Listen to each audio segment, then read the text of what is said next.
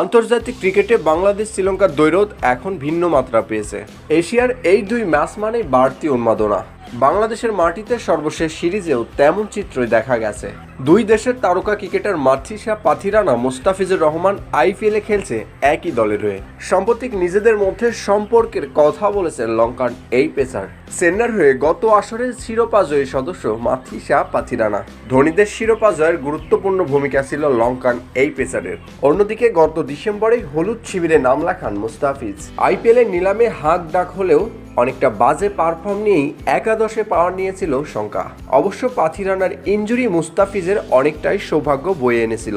হলুদ জার্সিতে অভিষেকের সুযোগটা এসে যায় উদ্বোধনীয় ম্যাচেই। অভিষেকে 4 উইকেট নিয়ে আর পিছু তাকাতে হয়নি ফিজকে।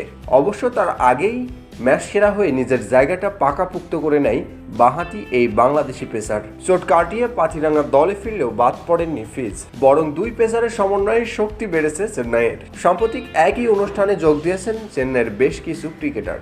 অধিনায়ক ঋতুরাজ গায়কোয়াড়, শিবান ডুবে ছাড়াও উপস্থিত ছিলেন পাথিরানা। অনুষ্ঠানে মুস্তাফিজের সঙ্গে সম্পর্ক নিয়ে প্রশ্ন করা হয় তাকে।